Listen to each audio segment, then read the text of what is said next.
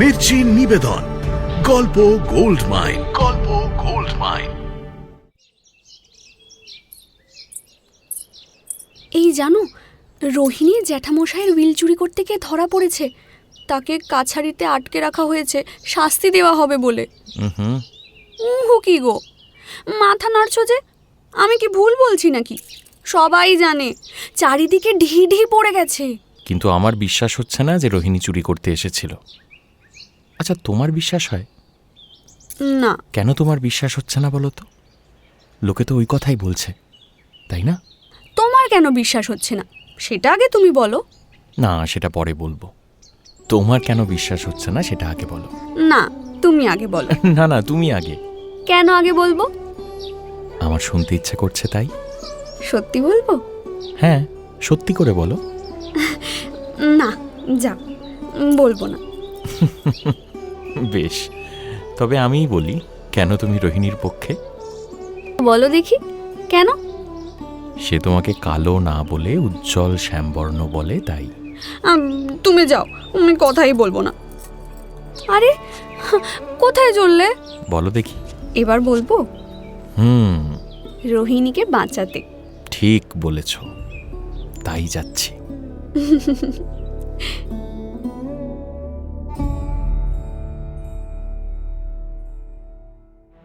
মির্চি গল্প গোল্ড মাইনে আপনাকে স্বাগত।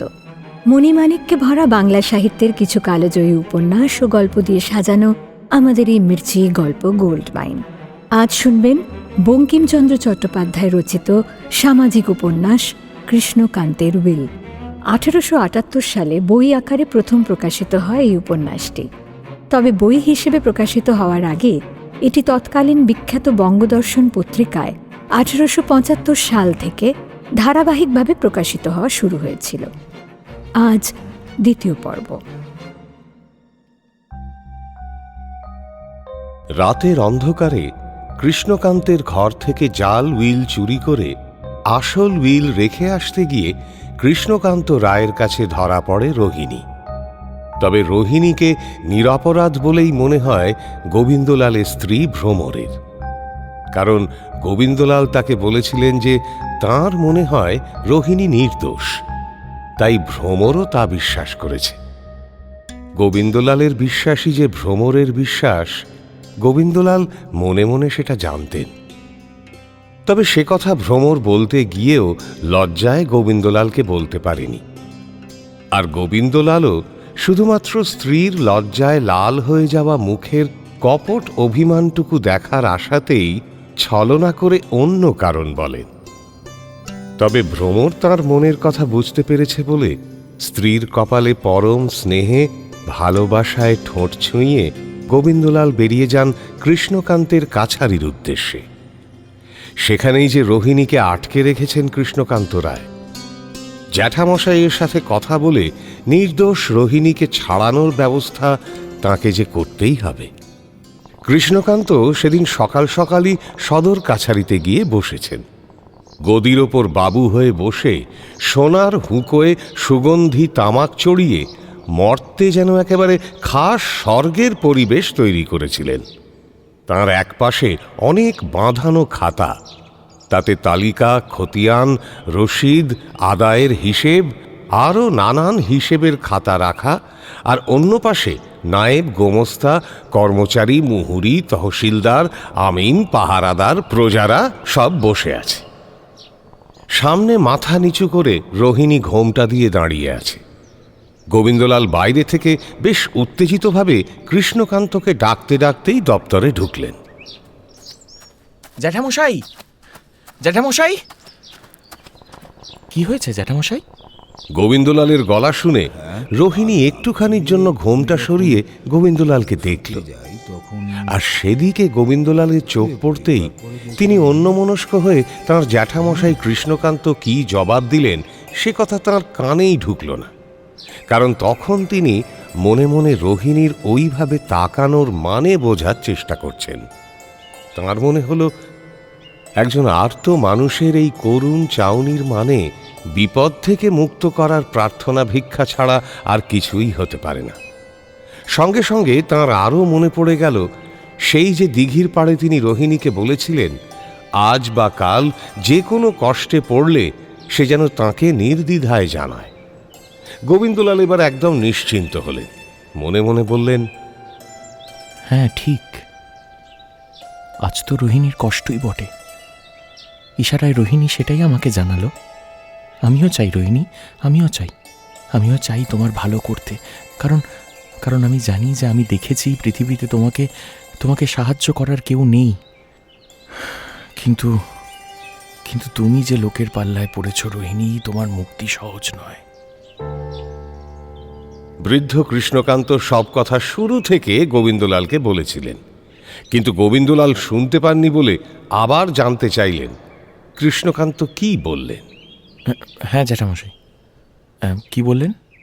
হ্যাঁ, ও বৃদ্ধ এবার মনে মনে ভাবলেন, ছেলেটা বুঝি রোহিণীর চাঁদপানা মুখখানা দেখে গলে গিয়েছে। অগত্যা আবার গত রাতের সমস্ত বৃত্তান্ত গোবিন্দলালকে শোনালেন। আদ্যপান্ত ঘটনা বলা শেষ করে তিনি বললেন, এই সেই হরপাজির কারসাজি, বুঝলে। মনে হচ্ছে এ মেয়ে তার কাছ থেকে টাকা খেয়ে জাল উইল রেখে আসল উইল চুরি করার মতলবে এসেছিল। তারপর ধরা পড়ে ভয়ে জাল উইল ছিঁড়ে ফেলেছে। ও আচ্ছা, তা রোহিণী কি বলছে? ও আর কি বলবে? ও বলছে আমি যা ভাবছি তা নয়, আমি নাকি ভুল ভাবছি। আচ্ছা রোহিণী আমাকে বলো তো, তা নয় তো তবে কি হলো বলো। আমি আপনাদের হাতে পড়েছি, যা করার করুন, আমি আর কিছু বলবো না। দেখলে মেয়েটার বজ্জাতি, দেখলে? এই পৃথিবীতে সবাই বজ্জাত নয় জ্যাঠামশাই, এর মনে অন্য কিছুও তো থাকতে পারে। হ্যাঁ, কিছু বললে তুমি? না না, তা একে কি হুকুম দিয়েছেন জ্যাঠামশাই? একে কি থানায় পাঠাবেন? এই আমার কাছে আবার থানা ফৌজদারি কি? আমি থানা, আমি ম্যাজিস্ট্রেট, আমি জজ। এই তুচ্ছ মেয়েটাকে জেলে দিয়ে আমার কি পৌরুষ বাড়বে? তবে কি করবেন? আমি এর মাথা মুড়িয়ে ঘোল ঢেলে কুলোর বাতাস দিয়ে গ্রামের বাইরে করে দেব। আমার এলাকায় যেন আর না আসতে পারে। তুমি কি বলো রোহিণী? ক্ষতি কি? কি অদ্ভুত! জ্যাঠামশাই, আমার একটা নিবেদন আছে। কি নিবেদন? আপনি একে এবারের মতো ছেড়ে দিন। আমি জামিন হচ্ছি, বেলা 10টার সময় একে নিয়ে আসব।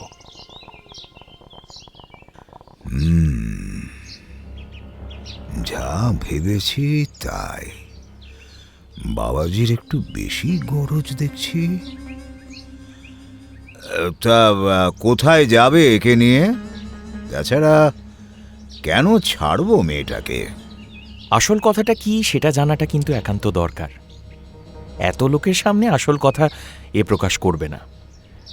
একে একবার বাড়ির ভিতরে নিয়ে গিয়ে জিজ্ঞাসাবাদ করব। কৃষ্ণকান্ত মনে মনে ভাবলেন, একালের ছেলেপুলে তো বড় বেহায়া হয়ে উঠেছে। তারপর এই মেয়ে অন্দরে গিয়ে তার ভাইপোর পরিবারের মাথা খাক আর কি। বেশ তো। তবে মুখে বললেন, এই নগদি, ওরে এই মেয়েটাকে সঙ্গে করে একজন চাকরানি দিয়ে মেজ বৌমার কাছে পাঠিয়ে দে। দেখিস যেন পালায় না। নগদি রোহিণীকে নিয়ে গেল। গোবিন্দলালও বেরিয়ে গেলেন। মা গো, ছেলেগুলোর হলো কি? একেবারে বখাটে হয়ে গেছে। কৃষ্ণকান্তের কাছারি থেকে ফিরে গোবিন্দলাল নিজের ঘরে এসে দেখলেন যে ভ্রমর রোহিণীকে নিয়ে চুপ করে বসে আছে। ওদিকে ভ্রমরের রোহিণীকে ভালো কথা বলার ইচ্ছে ছিল, কিন্তু যদি এ বিষয়ে ভালো কথা বললেও রোহিণীর কষ্ট হয়, যদি সে কেঁদে ফেলে, তাই সে বলতে পারছে না। এমন সময় গোবিন্দলালকে আসতে দেখে ভ্রমর যেন বিপদ থেকে উদ্ধার পেল। তাড়াতাড়ি একটু দূরে গিয়ে গোবিন্দলালকে ইশারা করে ডাকল। গোবিন্দলাল ভ্রমরের কাছে গেলেন। ভ্রমর গোবিন্দলালকে চুপি চুপি জিজ্ঞেস করল, এই রোহিণী এখানে কেন?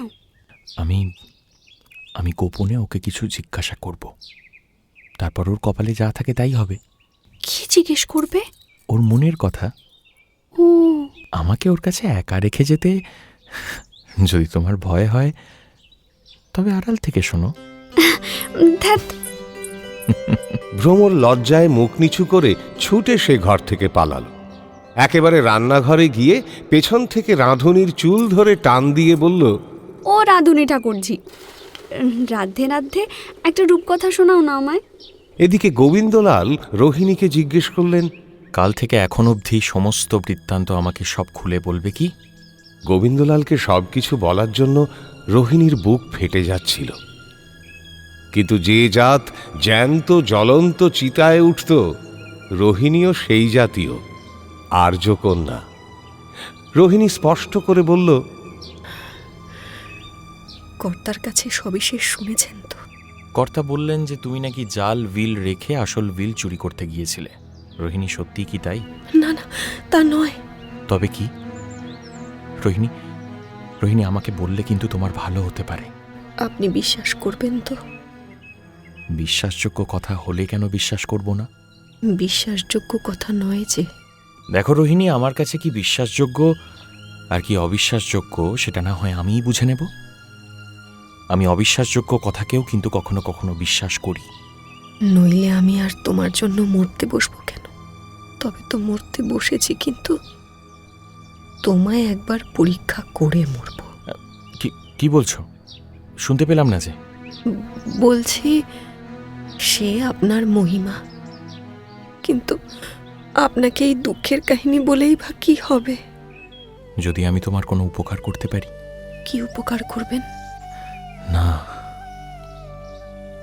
না না না না না, এমন ডাকসাইটে সুন্দরীকে সহজে ছাড়াটা ঠিক হবে না। দেখব, যদি পারি কর্তাকে অনুরোধ করব যাতে তিনি তোমায় ছেড়ে দেন। আর যদি আপনি অনুরোধ না করেন, তবে তিনি আমায় কি করবেন? শুনেছ তো, তোমার মাথা মুড়িয়ে ঘোল ঢেলে এখান থেকে বার করে দেবেন। এরকম কলঙ্কের পর বার করে দিলেই আমার ভালো। আমাকে তাড়িয়ে না দিলে আমি আপনি এই জায়গা ছেড়ে চলে যাব। তাছাড়া এখানে মুখ দেখাবো কিভাবে? ঘোল ঢালা বড় শাস্তি নয়, ধুলেই চলে যাবে। বাকি এই চুল, না, আপনি কাছে আনতে বলুন। আমি বউ ঠাকুরনের চুলের বিনুনি করার জন্য এই চুল কেটে দিয়ে যাচ্ছি। বুঝেছি রোহিণী, বুঝেছি। কলঙ্কই তোমার শাস্তি। সে শাস্তি থেকে রক্ষা না পেলে অন্য শাস্তিতে তোমার কিছু যায় আসে না, তাই তাতে তোমার কোনো আপত্তি নেই।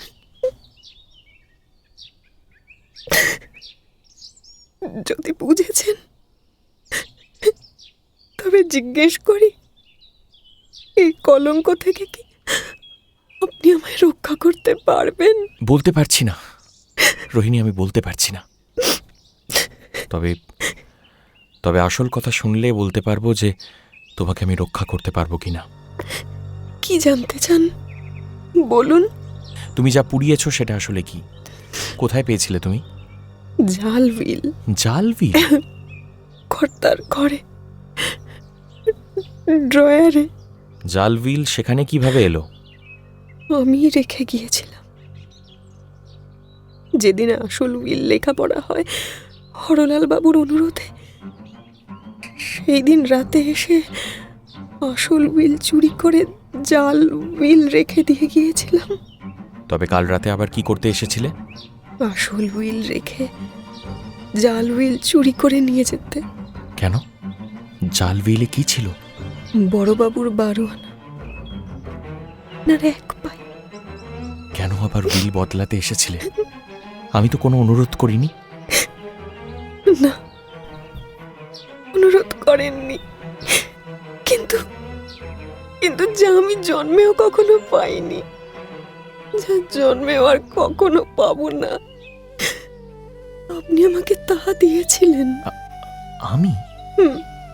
কি বলছো? কি দিয়েছি আমি? সেই বারুণী পুকুরের তীরে, মনে করুন। হ্যাঁ? এই জন্মে আমি বলতে পারবো না কি, আর কিছু বলবে?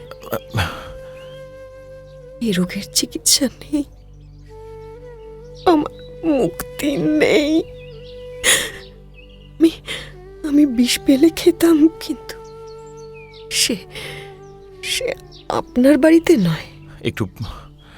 একটু খুলে বলো, আমি কিচ্ছু বুঝতে পারছি না। আপনি আমার কোনো উপকার যদি নাও করতে পারেন, তবু একটা উপকার ঠিক করতে পারেন। একবার ছেড়ে দিন, কেঁদে আসি।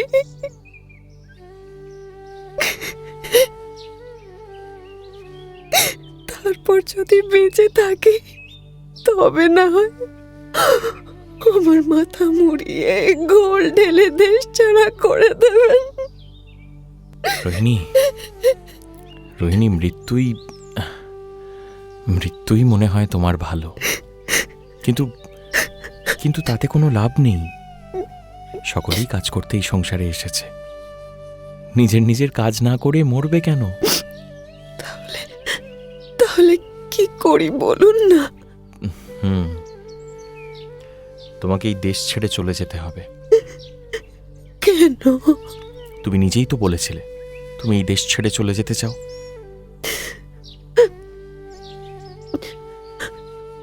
আমি বলেছিলাম লজ্জায়, কিন্তু আপনি বলছেন কেন? শোনো রোহিণী, তোমার আর আমার যেন কোনোদিনও দেখা না হয়। রোহিণী দেখল গোবিন্দলাল সব বুঝেছেন। সত্যিই গোবিন্দলাল আয়নার প্রতিবিম্বের মতো রোহিণীর হৃদয় দেখতে পেলেন। বুঝলেন, যে মন্ত্রে ভ্রমর মুগ্ধ, সাপিনীও সেই মন্ত্রেই মুগ্ধ হয়েছে। তাঁর আনন্দ হল না, রাগও হল না। সমুদ্রের মতো সে হৃদয়, তা তোলপাড় করে দয়ার উচ্ছ্বাস উঠল। কিন্তু তিনি ভালো মন্দের বোধ হারিয়ে ফেললেন না। আর রোহিণী মনে মনে অপ্রস্তুত হলেও বড় খুশিও হল। তার সমস্ত যন্ত্রণা ভুলে গিয়ে আবার তার বাঁচতে ইচ্ছে হল, আবার তার দেশে থাকতে বাসনা জাগল। মানুষ বড়ই পরাধীন।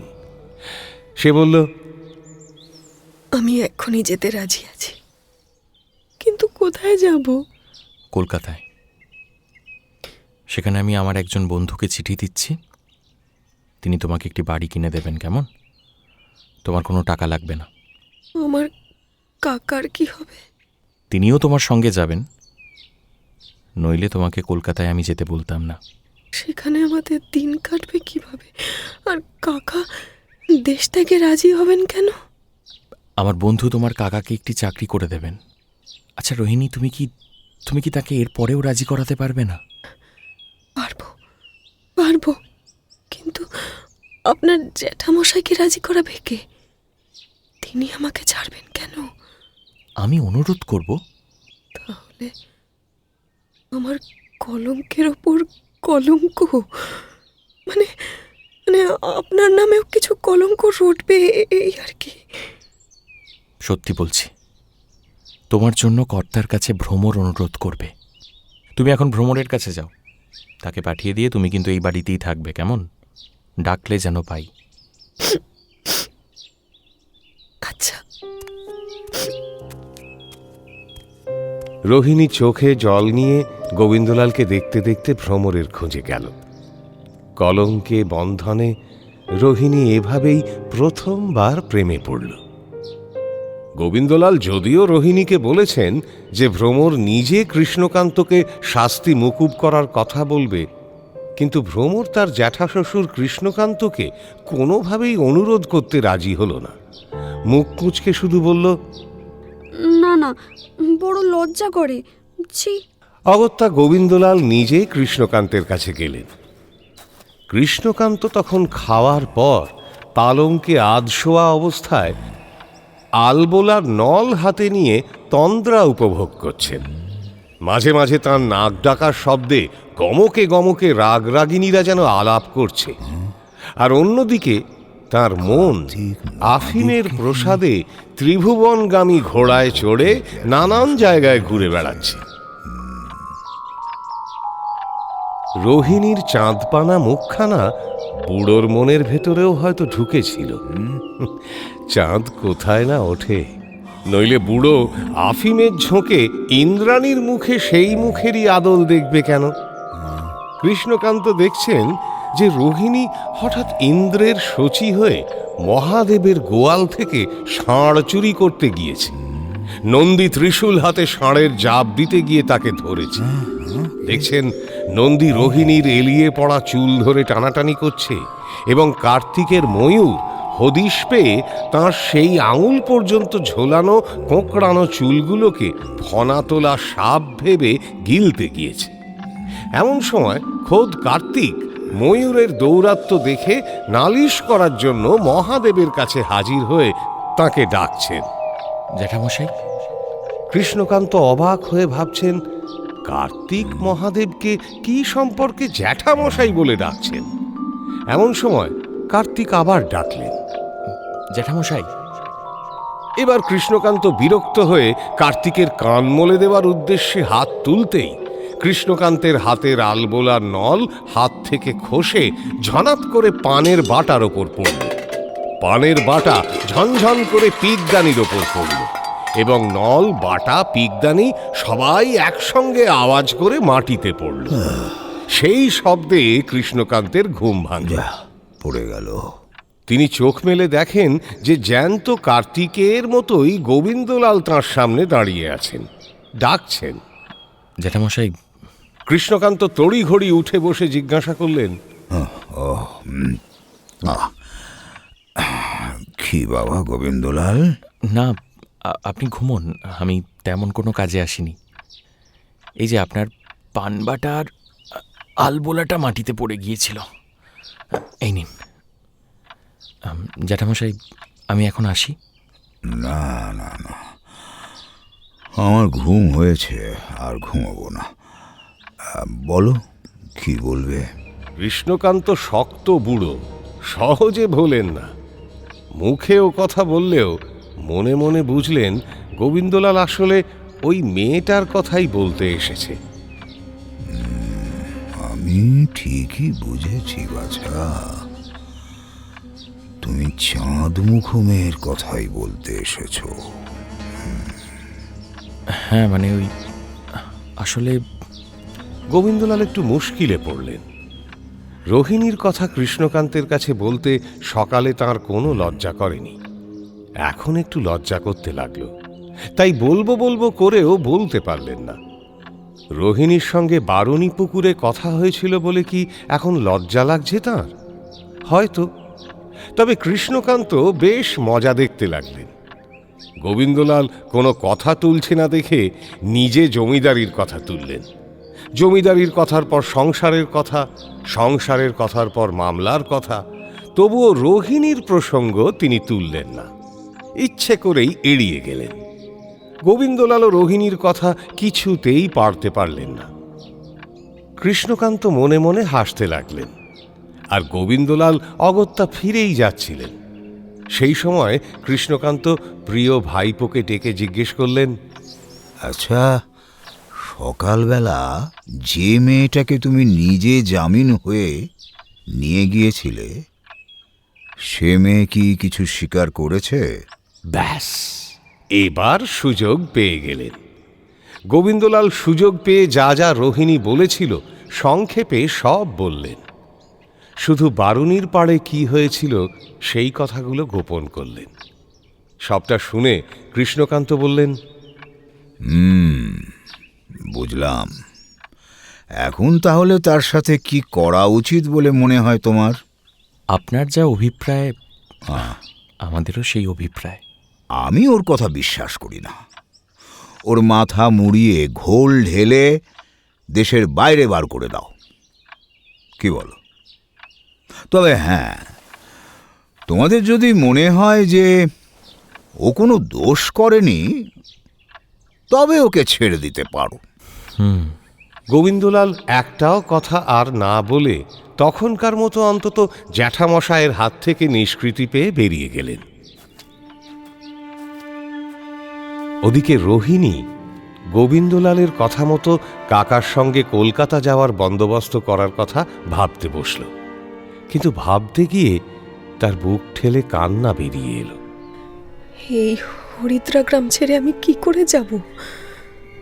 কলকাতায় চলে গেলে আমি তো গোবিন্দলালকে দেখতে পাবো না। তাকে না দেখে আমি যে মরেই যাব। না না, আমি যাব না। এই গ্রামই আমার স্বর্গ, এই আমার শ্মশান, এখানেই আমি পুড়ে মরব। আমি যদি এই গ্রাম ছেড়ে না যাই, আমাকে তো কেউ জোর করে বের করে দিতে পারবে না, কেউ আমার কিচ্ছু করতে পারবে না।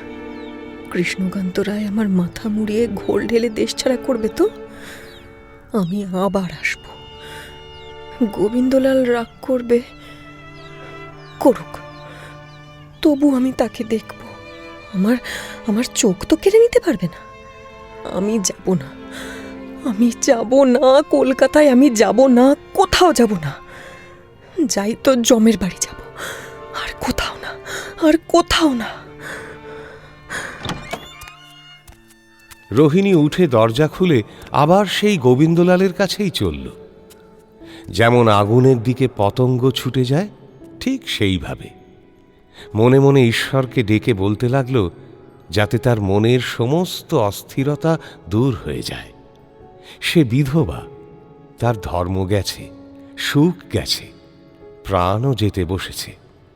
এখন সে শুধু শান্তি চায়।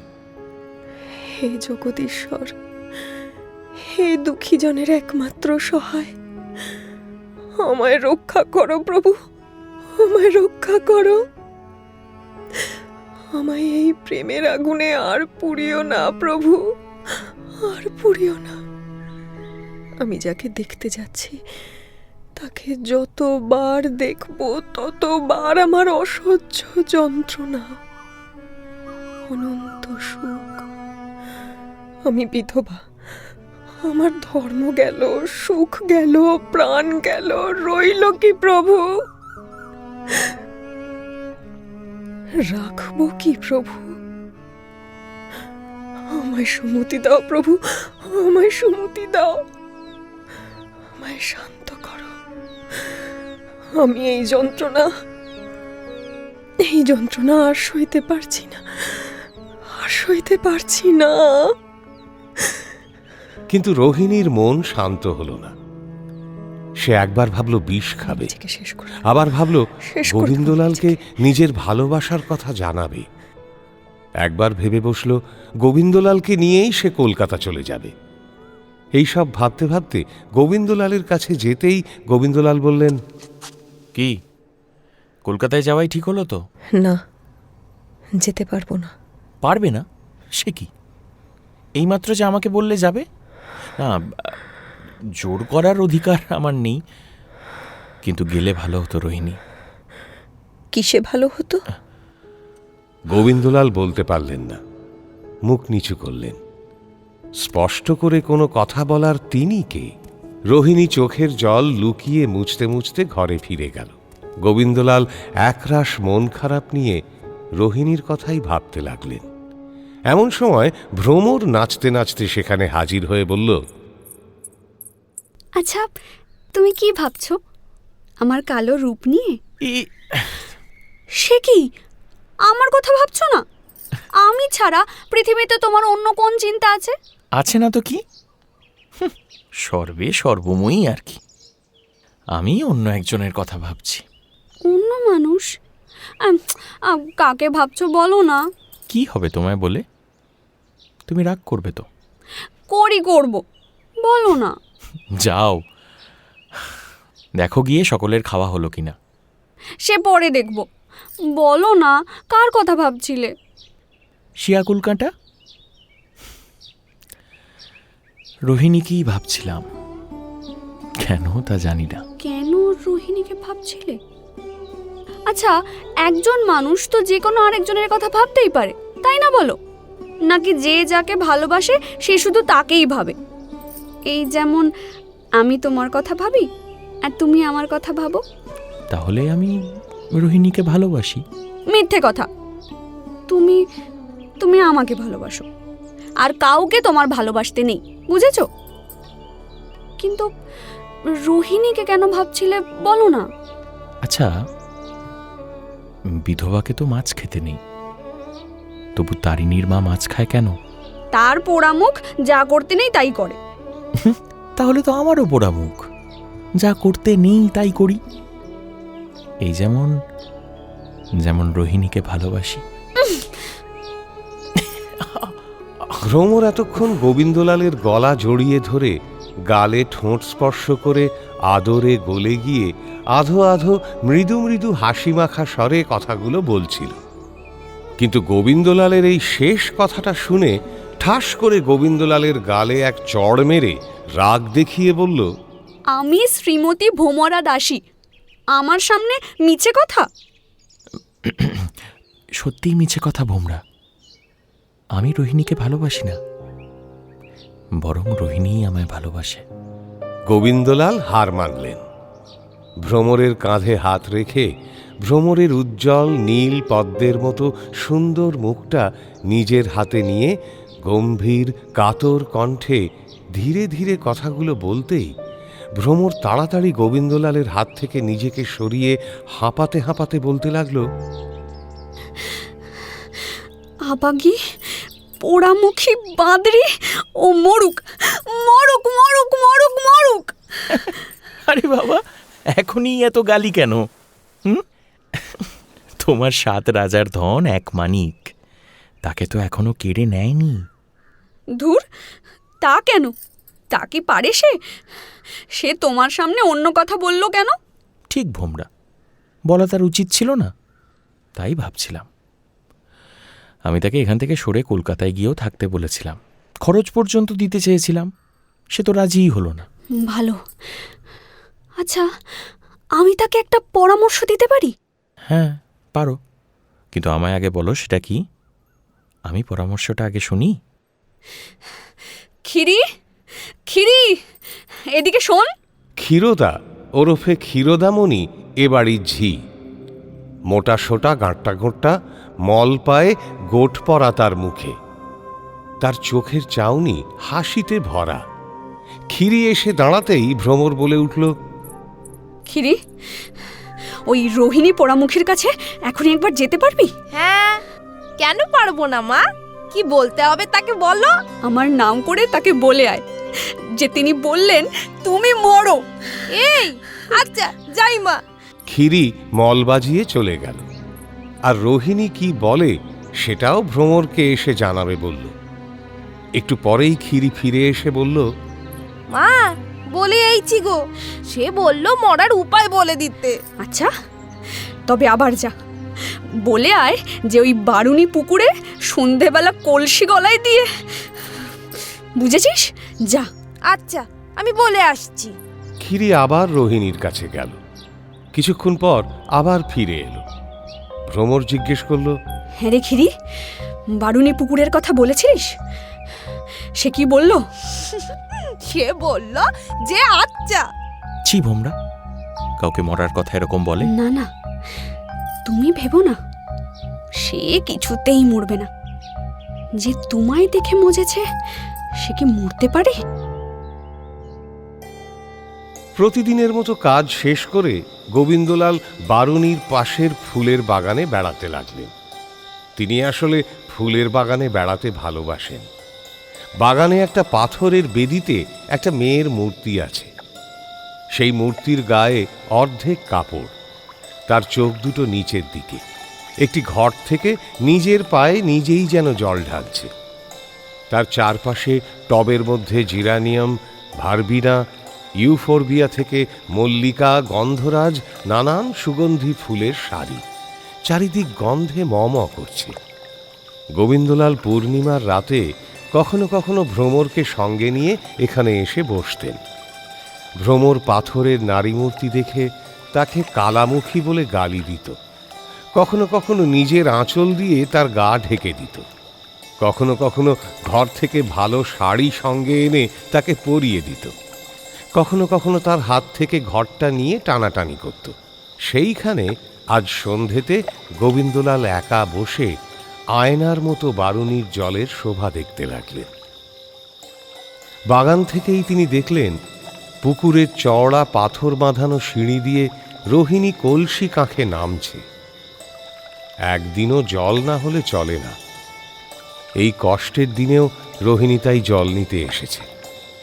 রোহিণী জলে নেমে স্নান করতে পারে, এই সময় তাঁর এখানে থাকা অনুচিত ভেবে গোবিন্দলাল সেই জায়গা থেকে সরে গেলেন।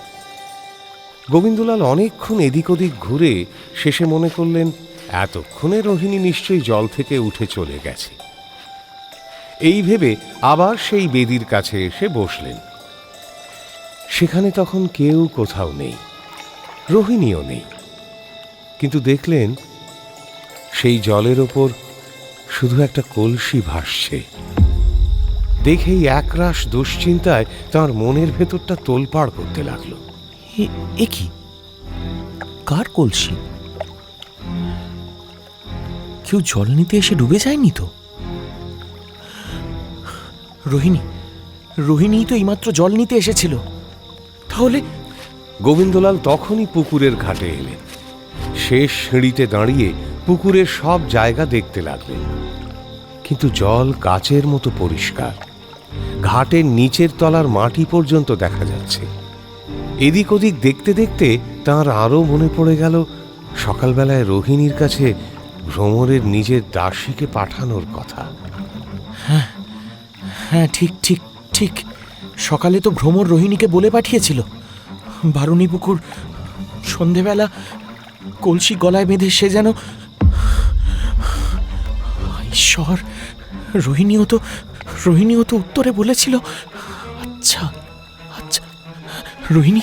ভাবতে ভাবতে আরো ভালো করে দেখার জন্য গোবিন্দলাল আরো কয়েক পা নামতেই দেখলেন স্বচ্ছ স্ফটিকমণ্ডিত সোনার প্রতিমার মতো রোহিণী অন্ধকার জলের তলা আলো করে সেখানে জলের তলায় শুয়ে আছে। চিৎকার করলে সবাই শুনতে পাবে মনে করে চুপচাপ জলে নামাই গোবিন্দলাল বুদ্ধিমানের কাজ মনে করলেন। গোবিন্দলাল তখনই জলে ডুব দিয়ে রোহিণীকে তুলে এনে ঘাটের সিঁড়িতে শুইয়ে দিলেন। সে বেঁচে আছে নাকি মৃত তা না বুঝেই মালিকে ডাকতে লাগলেন।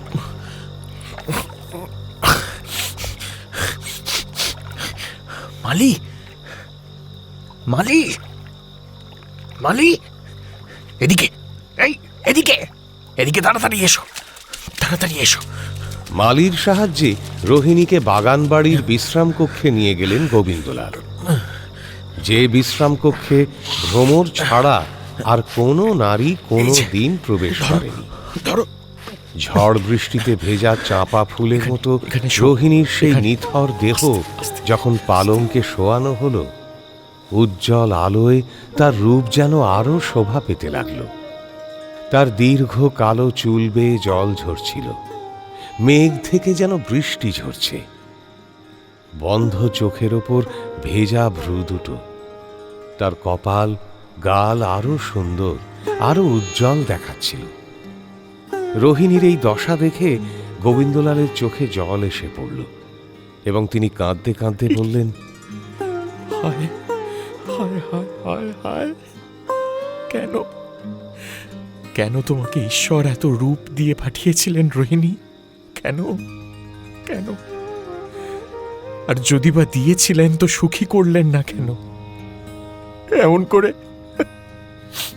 এমন করে তুমি চলে গেলে কেন? কেন রোহিণী, এইভাবে কেন? সুন্দরী রোহিণীর আত্মহত্যার কারণ যে তিনি নিজেই, এ কথা ভেবে গোবিন্দলালের বুক ফেটে যেতে লাগল। কিন্তু শুধু হা হুতাশ করেই বসে রইলেন না তিনি। যদি রোহিণীর জীবন থাকে তাকে বাঁচানোর চেষ্টা করতেই হবে। জলে কেউ ডুবে গেলে তাকে কিভাবে বাঁচাতে হয় গোবিন্দলাল তা জানতেন। তাতে পেটের জল সহজেই বের করা যায়। তাই প্রথমেই কয়েকবার রোহিণীকে তুলে বসিয়ে পাশ ফিরিয়ে ঘুরিয়ে পেট থেকে বেশ কিছুটা জল বের করলেন, কিন্তু তাতে শ্বাস প্রশ্বাস বইল না। সেটি কঠিন কাজ। গোবিন্দলাল জানতেন, মুমূর্ষুর দুহাত ধরে ওপরে তুললে ভেতরের বায়ুকোষ ফুলে ওঠে। সেই সময় রোগীর মুখে ফুঁ দিতে হয়। পরে তোলা হাত দুটি ধীরে ধীরে নামাতে হয়। নামালে বায়ুকোষ সংকুচিত হয়। তখন সেই ফুঁ দিয়ে পাঠানো বাতাস আপনিই বেরিয়ে আসে। এতে কৃত্রিম শ্বাস প্রশ্বাস চলতে থাকে। এইভাবে বারবার করতে করতে বায়ুকোষের কাজ নিজে থেকেই ফিরতে শুরু করে। কৃত্রিম শ্বাস প্রশ্বাস চালাতে চালাতে সহজে শ্বাস প্রশ্বাস আপনিই চলে আসে। রোহিণীকে তাই করতে হবে। কৃত্রিম উপায়ে শ্বাস ফেরাতে হলে রোহিণীর দুহাত উপরে তুলে ধরে তার সেই বিষাক্ত কামনাময় লাল ঠোঁটে ঠোঁট ঠেকিয়ে ফুঁ দিতে হবে। এই সর্বনাশা কাজ গোবিন্দলাল নিজে করতে পারলেন না। বাগানের অন্য সব চাকরেরা আগেই বাড়ি চলে যাওয়ায় সেখানে কেবল তার ওড়িয়া মালিটিই উপস্থিত ছিল। তাই উপায় না দেখে তিনি মালিকেই বললেন, এই শোন না, আমি না ওর হাত দুটো ধরি, তুই ওর মুখে ফুঁ দে দেখি। হ্যাঁ, কি বললেন কর্তা? মুখে ফুঁ? সর্বনাশ! না না, ওই লাল লাল মিষ্টি ঠোঁটে ইস, আমার মুখের ফু! না না, ছি ছি ছি ছি ছি, সে আমি পারবো না কর্তা, আমায় ক্ষমা করুন, ক্ষমা করুন। কেন কেন সর্বনাশ করব? হ্যাঁ, মালিকে মনিব যদি শালগ্রাম শিলা চিবোতে বলতেন, মালি মনিবের খাতিরে তাও করতে পারত। কিন্তু সেই চাঁদ মুখের লাল ঠোঁটে সেই কটকি মুখের ফুঁ! মালি ভেবেই ঘামতে শুরু করল। স্পষ্ট না বলে দিল। তবে মালি সেই লাল ঠোঁটে যদি একবার মুখ দিয়ে ফুঁ দিত, আর তারপর যদি রোহিণী বেঁচে উঠে আবার সেই ঠোঁট ফুলিয়ে কলসি কাঁখে জল নিয়ে মালির দিকে তাকিয়ে তাকিয়ে কোমর দুলিয়ে ঘরে যেত, তবে আর তাকে বাগানের কাজ করতে হতো না। সে কোদাল, খুরপি, নিড়ানি, কাঁচি, কোদালি বারুনির জলে ফেলে দিয়ে এক দৌড়ে ভদ্রকের দিকে ছুটত, সন্দেহ নেই। বোধহয় সুবর্ণরেখার নীল জলেই ডুবে মরত সে। অবশ্য মালি এত দূর অবধি ভাবতেও পারেনি। তার আগেই ফুঁ দিতে সে রাজি হল না। উপায়হীন গোবিন্দলাল তাকে বললেন, ওহ ওহ ওহ ওহ উফ, তবে তবে তবে তুই এইভাবে ওর হাত দুটো ধীরে ধীরে তুলতে থাক, আমি ফুঁ দিই, তারপর ধীরে ধীরে হাত নামাবি, কেমন? আমি ধরছি, আপনি ফুঁ দিন। হ্যাঁ, ধরুন ধরুন।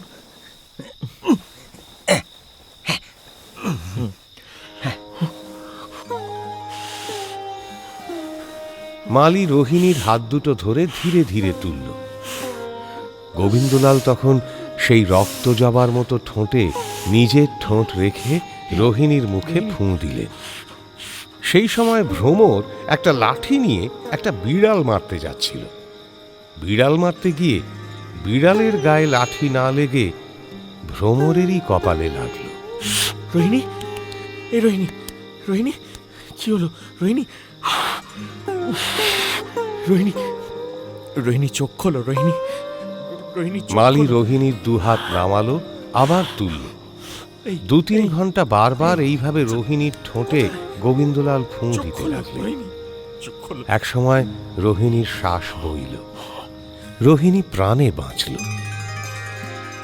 রোহিণীর জ্ঞান ফিরে আসতেই সে চোখ খুলে অবাক হয়ে চারিদিক চেয়ে খানিক দেখল। তারপর বোঝার চেষ্টা করতে লাগলো সে এখন কোথায় আছে। সাজানো সুন্দর ঘরের মধ্যে মৃদুমন্দ ঠান্ডা বাতাস জানলা দিয়ে বয়ে ঘরের ভেতর আসছে। একদিকে কাচের পাত্রে স্নিগ্ধ প্রদীপ জ্বলছে, আর অন্যদিকে রোহিণীর বুকের মাঝে জীবন প্রদীপ জ্বলছে। রোহিণী গোবিন্দলালের দেওয়া মৃত সঞ্জীবনী সুরা খেয়ে বেশ একটু চাঙ্গা হয়ে উঠল। নতুন করে সে আবার দেহে শক্তি ফিরে পেল। প্রথমে নিঃশ্বাস, তারপর চেতনা, তারপর দৃষ্টি, তারপর স্মৃতি, এবং সব শেষে তার মুখে কথা ফুটে উঠতে লাগল। বিস্মিত রোহিণী প্রথমেই প্রশ্ন করল, আমি তো মরেছিলাম, আমাকে বাঁচালো কে? যেই বাঁচাক, তুমি যে রক্ষা পেয়েছো এটাই যথেষ্ট। আমাকে কেন বাঁচালেন? আপনার সঙ্গে আমার এমন কি শত্রুতা যে মরতেও আপনি বাধা দিলেন? তুমি মরবে কেন রোহিণী? দেখো রোহিণী, মরণে যেমন কারোর অধিকার নেই তেমনি পাপেও নেই। আর আত্মহত্যা করা পাপ তুমি জানো না? আমি পাপ পুণ্য জানি না, আমাকে কেউ শেখায়নি। আমি পাপ পুণ্য কিচ্ছু মানি না, কিচ্ছু না। আচ্ছা রোহিণী শান্ত হও রোহিণী, শান্ত হও। কোন পাপে আমার এই শাস্তি বলতে পারেন? পাপ না করে যদি এত দুঃখ পাই, তবে পাপ করলেই বা এর বেশি কি হবে? কিন্তু তুমি মরবে কেন রোহিণী? আমি মরব। এবার না হয় তোমার চোখে পড়েছিলাম, তাই তুমি রক্ষা করেছ। পরের বার যাতে তোমার চোখে না পড়ি সেই চেষ্টা করব। চিরকাল ধরে দণ্ডে দণ্ডে পলে পলে দিন রাত মরার চেয়ে একেবারে মরা ভালো, সেই ভালো। তোমার কিসের এত যন্ত্রণা? দিন রাত দারুণ তেষ্টা, সেই তেষ্টায় আমার বুক পুড়ছে। সামনেই ঠান্ডা জল, কিন্তু এই জন্মে সেই জল আমি ছুঁতে পারবো না, আশাও নেই। থাক, আর এসব কথায় কাজ নেই। চলো তোমাকে ঘরে রেখে আসি। না, আমি একাই যাব। গোবিন্দলাল বুঝলেন রোহিণীর আপত্তিটা ঠিক কি। গোবিন্দলাল আর কিছু বললেন না। রোহিণী একাই গেল। তারপর গোবিন্দলাল সেই নির্জন ঘরের মধ্যে হঠাৎ আছাড় খেয়ে ধুলোয় লুটিয়ে কাঁদতে লাগলেন। মাটিতে মুখ লুকিয়ে ঈশ্বরকে ডাকতে লাগলেন, হে নাথ, তুমি আমায় এই বিপদ থেকে রক্ষা করো। তুমি সাহস না দিলে কার শক্তিতে আমি এই বিপদ থেকে উদ্ধার পাবো প্রভু? কার শক্তিতে? আমি মরবো, ভ্রমর মরবে, তুমি আমার মনের মধ্যে থেকে আমার শক্তি দাও প্রভু। আমি তোমার শক্তিতে নিজেকে জয় করব প্রভু। আমি তোমার শক্তিতে নিজেকে জয় করব। শক্তি দাও, শক্তি দাও। অনেকক্ষণ একা একা কান্নাকাটি করার পর গোবিন্দলাল ঘরে ফিরলেন। গোবিন্দলালকে দেখেই ভ্রমর জিজ্ঞেস করল, আজ এত রাত পর্যন্ত বাগানে ছিলে কেন? হঠাৎ আজ কেন জিজ্ঞাসা করছো? আমি কি আগে কখনো থাকিনি? থাক, বলতে হবে না। কিন্তু আজ তোমার মুখ দেখে, তোমার কথার সুরে মনে হচ্ছে আজ কিছু একটা হয়েছে। কি হয়েছে সেটা মুখ দেখে বলো দেখি। কি হয়েছে সেটা তুমি না বললে আমি কি করে বলবো বলো? আমি কি সেখানে ছিলাম? তামাশা রাখো, তোমার যে কিছু হয়েছে সেটা মুখ দেখেই বুঝতে পারছি। আমায় বলো না, আমার খুব অস্থির লাগছে গো, খুব অস্থির লাগছে। কথা বলতে বলতে আকুল নয়নে ভ্রমর কাঁদতে লাগল। গোবিন্দলাল ভ্রমরের চোখের জল মুছিয়ে আদর করে বললেন, ভ্রমর, আজ নয়, আর একদিন বলবো। তুমি এখন অনেক ছোট, তাই সে কথা শুনে কাজ নেই। কেন? কাল কি আমি বুড়ি হব? কালও বলবো না, 2 বছর পরে বলবো। এখন আর কিছু জিজ্ঞাসা করো না। তবে তাই হোক, 2 বছর পরেই বলো। বলবো। আমার শোনার খুব ইচ্ছে ছিল জানো, কিন্তু তুমি যখন বললে না, তখন আর আমি শুনবো কি করে? আমার খুব মন কেমন করছে গো। মন কেমন করা একটা খুব ভারী দুঃখ ভ্রমরের মনের ভেতরটা অন্ধকার করে দিল। যেমন বসন্তের আকাশ খুব সুন্দর, খুব নীল, খুব উজ্জ্বল, আকাশে কোথাও কিছু নেই, হঠাৎ একখানা মেঘ উঠে এসে চারিদিক অন্ধকার করে ফেলে। ভ্রমরের মনে হলো যেন তার বুকের ভেতর তেমনি একখানা মেঘ এসে হঠাৎ চারিদিক অন্ধকার করে ফেলল। ভ্রমরের চোখে জল আসতে লাগলো। ভ্রমর মনে করল সে অকারণে কাঁদছে, সে খুব দুষ্টু, তাই গোবিন্দলাল তার উপর রাগ করেছেন। ভ্রমর কাঁদতে কাঁদতে বাইরে চলে গিয়ে কোণে বসে পা ছড়িয়ে অন্নদামঙ্গল পড়তে বসল। সে কতটা বুঝল তা সে নিজেও জানে না, কিন্তু তার বুকের ভেতর থেকে সেই কালো মেঘটা কিছুতেই সরল না। পরের দিন সকালে গোবিন্দলাল কৃষ্ণকান্তের সাথে বৈষয়িক আলোচনা করতে গেলেন। কথায় কথায় কোন জমিদারির কি অবস্থা সেই সব কৃষ্ণকান্তকে জিজ্ঞাসা করতে লাগলেন। কৃষ্ণকান্ত গোবিন্দলালের দায়িত্ববোধ দেখে সন্তুষ্ট হয়ে বললেন, তা গোবিন্দলাল, তোমরা যদি বিষয়টিষয়গুলো এবার একটু একটু দেখাশুনো করো তবে বড় ভালো হয়। দেখো, আমি আর কদিন, তোমরা এখন থেকে সব দেখে শুনে না রাখলে আমি মরলে কিচ্ছু বুঝতে পারবে না। আমি বুড়ো হয়েছি, আর কোথাও যেতেও পারি না, কিন্তু বিনা তদারকিতে মহাল সব খারাপ হয়ে উঠেছে। হ্যাঁ জ্যাঠামশাই, আমি রাজি। আপনি বললে সব মহালগুলো একবার নিজে দেখে আসতে পারি। বাহ বাহ বাহ বাহ বাহ, বড় ভালো কথা। আপাতত বন্দরখালিতে কিছু গোলমাল হয়েছে। নায়েব বলছে যে প্রজারা ধর্মঘট করেছে, টাকা দেয় না। আর প্রজারা বলে আমরা খাজনা দিচ্ছি, নায়েব উসুল দেয় না। তোমার যদি ইচ্ছে থাকে তবে বলো, আমি তোমাকে সেখানে পাঠাবার ব্যবস্থা করি। নিশ্চয়ই জ্যাঠামশাই, আমি যাব। বেশ বেশ, খুব ভালো। গোবিন্দলাল মহাল দেখতে যেতে রাজি হলেন। আসলে তাঁর ভরা যৌবন, মনোবৃত্তি সব সমুদ্রের উথাল পাথাল ঢেউয়ের মতো তার নিজের শরীর মনকে তোলপাড় করে তোলে। গোবিন্দলালের রূপের তৃষ্ণাও অত্যন্ত তীব্র। ভ্রমরের থেকে রূপের সে তৃষ্ণা গোবিন্দলালের মেটেনি। আকাশের নীল মেঘমালার মতো রোহিণীর রূপ গোবিন্দলালের চাতকের দৃষ্টিতে ভেসে উঠল। প্রথম বর্ষায় মেঘ দেখা চঞ্চলা ময়ূরের মতো গোবিন্দলালের মন রোহিণীর রূপ দেখে নেচে উঠল। গোবিন্দলাল তা বুঝে মনে মনে ঠিক করলেন যে মরতে হলে তিনি মরবেন, কিন্তু ভ্রমরের কাছে তিনি অবিশ্বাসী হবেন না। কাজের মধ্যে ব্যস্ত থাকলে অন্য জায়গায় গেলে তিনি নিশ্চয়ই রোহিণীকে ভুলে থাকতে পারবেন।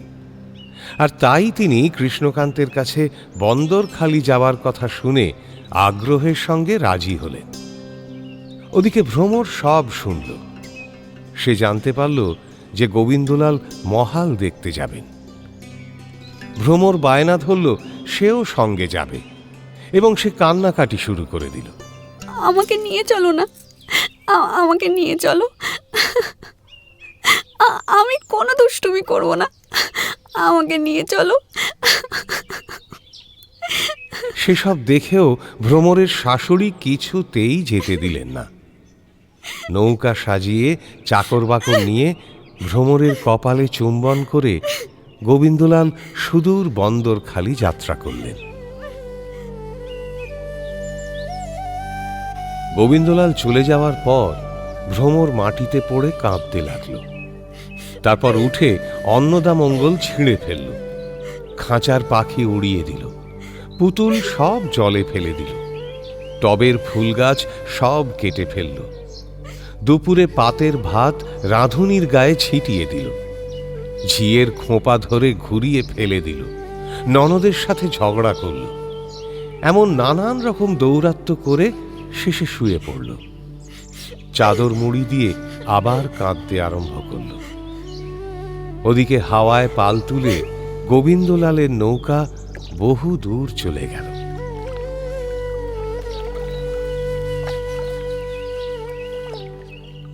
ভ্রমর এখন একা, একদম একা। কিছুই ভালো লাগে না তার। নরম বিছানায় একা একা শুতে না পেরে ভ্রমর বিছানা তুলে ফেলল। ঘরের মধ্যের দমবন্ধ গরম বাতাসে তার নিঃশ্বাস নিতে কষ্ট হয়, তার বেঁচে থাকতে কষ্ট হয়। খাটের পাখা খুলে ফেলল সে। চাকরানীদের ফুল আনতে বারণ করে দিল, কারণ ফুলে বড় পোকা। সখীদের সঙ্গে তাস খেলাও বন্ধ করল। সখীরা জিজ্ঞাসা করলে বলে, তাস খেললে শাশুড়ি রাগ করেন। সুত, সুতো, উল প্যাটার্ন সব একে একে পাড়ার মেয়েদের বিলিয়ে দিল। জিজ্ঞাসা করলে বলল যে তার বড় চোখ জ্বালা করে, সে আর আগের মতো সাজে না। তার কাপড় নোংরা কেন কেউ জিজ্ঞাসা করলে সে ধোপাকে গালি পাড়ে, অথচ ধোয়া কাপড়ে ঘর ভর্তি থাকে, সে পরে না। মাথার চুলের সাথে চিরুনির সম্পর্ক লুপ্ত হয়ে এসেছিল। উলুবনের খড়ের মতো চুল বাতাসে দুলত। জিজ্ঞাসা করলে ভ্রমর হেসে চুলগুলো হাত দিয়ে টেনে খোঁপায় গুঁজে দিত। ব্যাস, ওই পর্যন্ত। খাওয়া নিয়েও ভ্রমর রোজ বায়না করতে আরম্ভ করল। আমি খাবো না, আমার জ্বর হয়েছে। শাশুড়ি কবিরাজ দেখিয়ে পাঁচন ও বড়ির ব্যবস্থা করে ক্ষীরোদার প্রতি ভার দিয়ে বললেন, ক্ষীরি, শোন, বৌমাকে ওষুধগুলো ঠিক করে খাওয়াবি, মনে থাকবে তো? বৌমা ক্ষীরির হাত থেকে বড়ি পাঁচন কেড়ে নিয়ে জানলা গলিয়ে ফেলে দিল। ক্রমে ক্রমে এতটা বাড়াবাড়ি ক্ষীরি চাকরানির চোখে অসহ্য হয়ে উঠল। শেষ পর্যন্ত ধৈর্য হারিয়ে ক্ষীরি একদিন বলল, ভালো, তা বউ ঠাকুরানী, কার জন্য তুমি অমন করছো একবার শুনি আমি?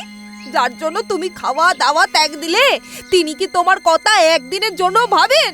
তুমি মরছো এখানে কেঁদে কেটে, আর তিনি হয়তো হুকন্ন অলমুখে দিয়ে চোখ বুজে রোহিণী ঠাকুরানীর নাম করছেন। এই কথা শুনে ভ্রমর রেগে ক্ষীরিকে ঠাস করে এক চড় মারল। ভ্রমরের হাত খুবই চলত। তারপর প্রায় কাঁদো কাঁদো হয়ে বলল, তুই যা ইচ্ছে তাই বলবি, তো আমার কাছ থেকে উঠে যা। আমাকে চড় মারলে বউ ঠাকুরান? তা চড় চাপড় মারলে কি লোকের মুখ চাপা থাকবে? তুমি রাগ করবে বলে আমরা ভয় কিছু বলি না, কিন্তু না বললেও যে বাঁচি না। পাঁচি চাঁড়ালনিকে ডেকে জিজ্ঞেস করো, দেখো দেখি সেদিন অত রাতে রোহিণী বাবুর বাগান থেকে আসছিল কিনা। কি? ক্ষীরোদার কপাল মন্দ, তাই এমন কথা সকালবেলা ভ্রমরের কাছে বলল সে। ভ্রমর উঠে দাঁড়িয়ে ক্ষীরোদাকে চড়ের পর চড় মারল, কিলের ওপর কিল মারল, তাকে ঠেলা মেরে ফেলে দিল, তার চুল ধরে টানল, তারপর নিজে কাঁদতে লাগলো।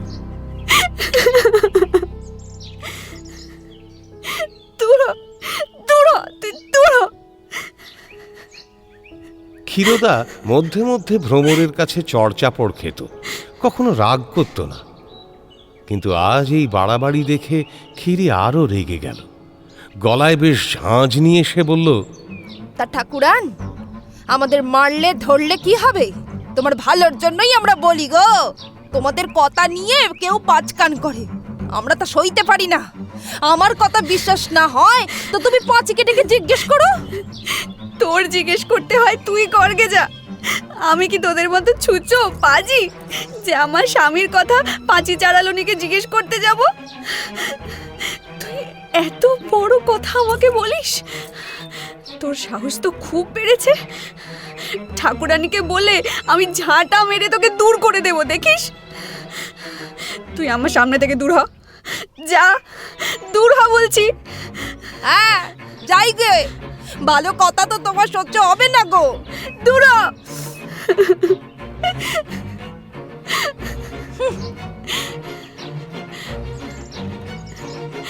সকাল সকাল ভ্রমরের হাতে উত্তম মধ্যম খেয়ে ক্ষীরি রাগে গড়গড় করতে করতে চলে গেল। এদিকে ভ্রমর ওপরের দিকে তাকিয়ে হাত জোড় করে প্রার্থনা করতে লাগলো। মনে মনে গোবিন্দলালকে ডেকে বলতে লাগলো, হে গুরু, শিক্ষক, ধর্মজ্ঞ, আমার একমাত্র সত্য স্বরূপ, তুমি কি সেদিন এই কথাই আমার কাছে গোপন করেছিলে? ভ্রমরের মনের ভেতর যে মন, তার মনের সেই লুকোনো স্থান কেউ কখনো দেখতে পায় না, যেখানে সেখানে কোনো আত্মপ্রতারণা নেই। সেখান পর্যন্ত আঁতিপাতি করে খুঁজেও ভ্রমর দেখল স্বামীর প্রতি তার বিন্দুমাত্র অবিশ্বাস নেই। এমনকি তার স্বামী অবিশ্বাসী এমনটাও তার মনে আসে না। তবে আজ ভ্রমর কেবল একবার মাত্র এও মনে ভাবল যে তার স্বামী আজ অবিশ্বাসী হলেই বা এমন কি দুঃখ হবে তার? সেই দুঃখ তো তার মৃত্যুর সঙ্গে সঙ্গেই শেষ হয়ে যাবে, মরলেই সব ফুরবে। আর ভ্রমর হিন্দুর মেয়ে তো, মরে যাওয়া খুব সহজ মনে করতে পারে সে শক্তি তার মনেই সে পায়। কিন্তু তারপর ভ্রমর কি সত্যিই মরে যাবে? মরে গিয়ে সে কি গোবিন্দলালকেই মুক্তি দিয়ে যাবে? আর গোবিন্দলাল বন্দরখালিতে গিয়ে তিনি কি রোহিণীকে ভুলতে পারলেন, নাকি ভ্রমরের থেকেই আরো দূরে সরে যেতে থাকলেন তিনি?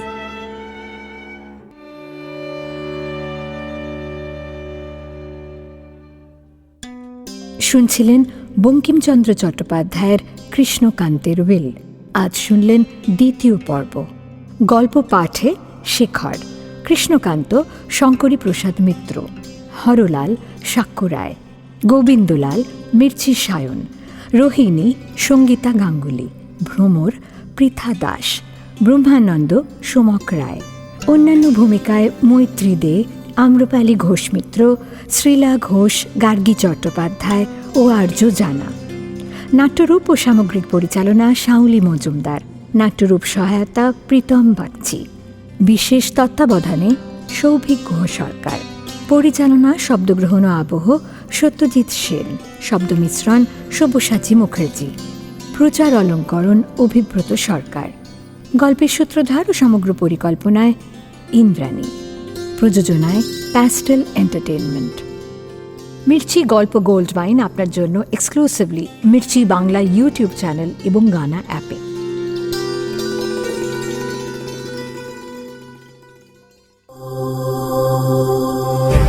মির্চি নিবেদন গল্প গোল্ড মাইন।